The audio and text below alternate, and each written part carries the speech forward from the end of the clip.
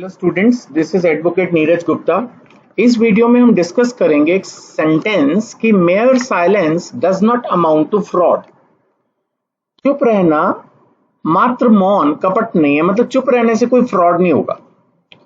अब देखो, बात को समझने के लिए मैं पहले एक छोटा एग्जांपल लूंगा। आप दुकान पे गए, आपने कहा मुझे बजाज का पंखा दे दो। दुकानदार ने बजाज का पंखा दे दिया, जो मॉडल जो कलर आपने मांगा उसने दे दिया, वो चुप ही रहा। अब मान लेते हैं पंखा कल को खराब है। एक तो पहली बात, वो ब्रांड जिसका वो पंखा उसकी जिम्मेदारी है। अगर आपने उससे पूछा कि भाई आपकी राय में कौन सा पंखा अच्छा है, उसने बता दिया, तब भी देखा जाए तो ब्रांडेड पंखा था। उसने हेवल्स, बजाज, उषा, मान लेते हैं और एक दो कंपनियों के नाम लेके एक पंखा आपको दे दिया। तो एक रूल होता है ना, लेट द बायर बिवेयर। जो खरीद रहा है वो भी तो चेक करेगा। माना कल को वो कोई बोल दे जी ये तो डब्बा अंदर से टूटा हुआ है या ये प्रोडक्ट अंदर से टूटा हुआ है, तो भाई आप खरीदते वक्त देख सकते हो ना। जो बहुत बड़ी ब्रांडेड कंपनियां होती हैं वो कई बार पैक डब्बे में ही सामान देती है और उसको खोलना अलाउड नहीं होता। उसमें भी शॉपकीपर पहले ही बता देगा, देखो जी इसमें खोलना अलाउड नहीं है। कल को प्रॉब्लम आई तो कंपनी बदल के देगी। उसमें भी देखा जाए तो सेलर के पॉइंट ऑफ व्यू से कोई फ्रॉड है नहीं। आमतौर पर फ्रॉड जैसी चीजें जो है वो ज्यादा आती हैं लोन टाइप ट्रांजैक्शंस में, या फिर कोई प्रॉपर्टी की सेल परचेज में, कोई हैवी इन्वेस्टमेंट में, या इवन मैरिज। वैसे मैरिज कोई अपने आप में कॉन्ट्रैक्ट तो माना नहीं जाता इंडिया में, वो तो एक सोशल कंसेप्ट है। मतलब इस तरह के मामलों में साइलेंस, फ्रॉड जैसी बातें आ सकती हैं। अगर आप ब्रांडेड प्रोडक्ट खरीद रहे हो तो वैसे ही कुछ नहीं है। मैंने आपको कहा है, मैंने हाईलाइट भी किया, लेट द बायर बिवेयर होता है ना। आदमी खरीदते वक्त खुद देखे क्या ले रहा है, क्या नहीं ले रहा है, क्या प्राइस है, पूरा चेक करके ले।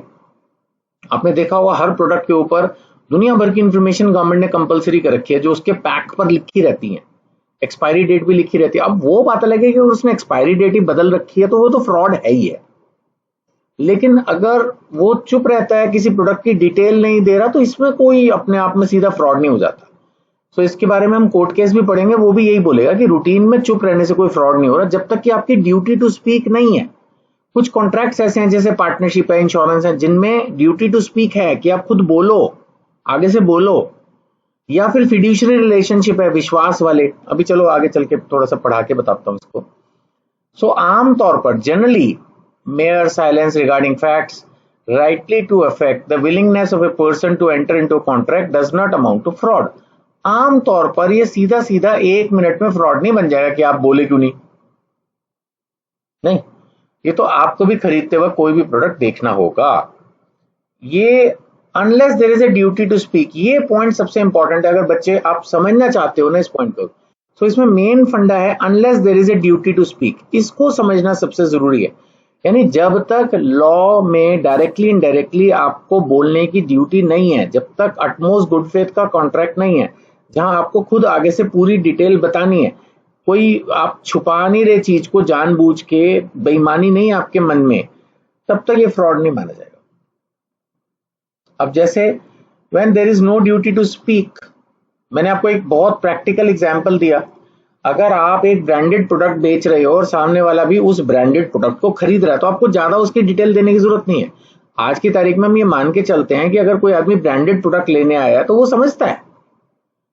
अब अगर कोई मान लेते हैं मिल्क फूड का घी खरीद रहा है, या कोलगेट की टूथपेस्ट खरीद रहा है, या कैडबरी की चॉकलेट खरीद रहा है, तो अब उसमें दुकानदार क्या बोलेगा, आपको पता ही है सारा।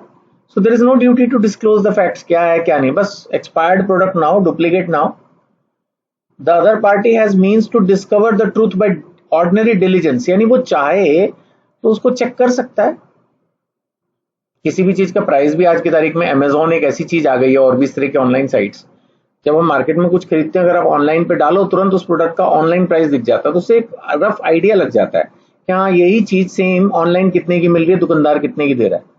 तो बहुत मुश्किल नहीं है। ऑर्डिनरी कमर्शियल कॉन्ट्रैक्ट्स में ज्यादा बोलने का टाइम भी नहीं होता। कई बार दुकानदारों पे सामान लेना है तो लो, नहीं लेना मत लो, बात खत्म सी होती है, तो बहुत ज्यादा नहीं है। अच्छा, कहां पर साइलेंस अमाउंट्स टू फ्रॉड है, फिर ये समझने की जरूरत है। रूटीन में नहीं है तो जहां ड्यूटी टू स्पीक है, जहां बोलना है, डिस्क्लोज करना है, कहां करना है, इंश्योरेंस में करना है। अब आपको पहले से ही अगर कोई बीमारी है तो आप इंश्योरेंस थोड़ी लोगे, हेल्थ इंश्योरेंस, या कैंसर वैंसर है किसी को तो वो लाइफ इंश्योरेंस थोड़ी लेके बैठ जाएगा, उसको तो मर ही जाना है। तो ये तो चीटिंग हुई ना। तो आप बताओ ना मेरे को, तो इंश्योरेंस कंपनी आपको पॉलिसी ही नहीं देगी। या पार्टनरशिप है, अब एक आदमी मान लेते हैं ऑलरेडी एक बिजनेस करता है, उसी के लिए वो दूसरी पार्टनरशिप खड़ी कर दे तो चीटिंग है ना भाई। आप तो वहां से कस्टमर अपने बिजनेस में खींच ही लोगे, तो ये तो बेईमानी है। सो पार्टनरशिप में भी आपको सारी चीजें बता के चलनी चाहिए। ऐसे फिड्यूशियरी रिलेशनशिप्स, ये बहुत सारे होते हैं। रिलेशनशिप्स ऑफ ट्रस्ट पहले भी पढ़ चुके हैं, जैसे डॉक्टर पेशेंट, वकील और उसका क्लाइंट, फादर सन, गुरु और चेला, एम्प्लॉयर एम्प्लॉई, ये सारे क्या है? रिलेशनशिप्स ऑफ ट्रस्ट हैं। अनड्यू इन्फ्लुएंस में भी पढ़ा था ये हमने। तो इस तरह के केसेस में तो आपको पूरी बात बता के चलनी चाहिए, क्योंकि सामने वाला आप पर विश्वास कर रहा है। अगर आपने नहीं बताया ढंग से तो ये विश्वासघात हुआ। यहाँ पर फिड्यूशियरी रिलेशनशिप है, वहां बात अलग हो जाती है। अदरवाइज रूटीन में, अब जैसे हम पढ़ते हैं कभी कभी पर्दा नशी वुमन, आप बोलोगे किताब में कहीं नहीं लिखा, वैसे ही जनरल नॉलेज से आपको बता रहा हूँ, जो मेरे को जनरल लीगल नॉलेज है। अब हम कहीं कहीं किताबों में रेयरली ऐसे पढ़ते हैं कि अगर आप कोई पुराने जमाने की लेडी के साथ डील कर रहे हैं, इन द सेंस कि जैसे ओल्ड लेडी है, कोई 70-80 साल की उम्र है, पहले जमाने में इतने पढ़ाई लिखाइयां भी नहीं होती थी। अब ऐसे केस में तो फिर आपकी ड्यूटी है कि आप उसको पूरा समझाओ क्या कॉन्ट्रैक्ट है, उसकी क्या टर्म्स एंड कंडीशन, उसको क्या समझ में आएगा। तो थोड़ी आपकी ड्यूटी टू स्पीक बन जाती है। अदरवाइज रूटीन में तो लेट द बायर बिवेयर वाला रूल एप्लीकेबल हो, और आप नहीं बता रहे तो वो अपने आप में कोई फ्रॉड नहीं है। Sometimes silence equal to speech होती है, वो होती है ना। देखो सामने वाला बंदा कहता है जी मैं आप पे विश्वास कर रहा हूँ, मैं मान के चल रहा हूँ कि अगर इसमें कोई फॉल्ट डिफॉल्ट होगा तो आप बता दोगे, अगर आप नहीं बता रहे तो मैं मान के चल रहा हूँ ये बढ़िया है, और आप चुप रहते हो जबकि आपको पता है कि फॉल्ट है, फिर silence will amount to fraud. यानी जब आप, एक आदमी आपको बोल रहा है कि मैं आपके बोलने पर विश्वास करूंगा या चुप रहोगे तो मैं मान लूंगा कि सब ठीक है, आप कह रहे हो तो सब ठीक है, जब उसने आप पर छोड़ा है तो उस वक्त आप बोलो जी, या तो आप बोलो कि नहीं मेरे पे मत रहो जी, आप खुद चेक कर लो, या फिर अगर उसमें कोई डिफेक्ट है, प्रोडक्ट में प्रॉब्लम है तो आप बताओ।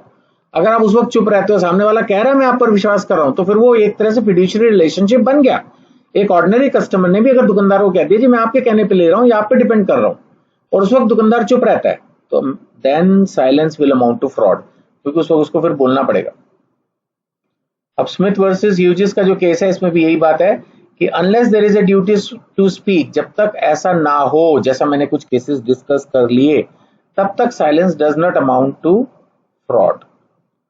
कंक्लूजन यही है, mere silence generally is not a fraud, mere silence is generally not a fraud, but when there is a duty to speak, when there is a duty to disclose and you don't disclose, then it is a fraud. Fine. So I hope question is clear. फिर भी कोई doubts हो इन number पे WhatsApp कर दीजिए, YouTube पर देख रहे हैं वहां पर भी लिख सकते हैं, जिस बुक से पढ़ा रहा हूं उसको नॉमिनल प्राइस पे परचेज करने के लिए भी कांटेक्ट कर सकते हैं। Thank you.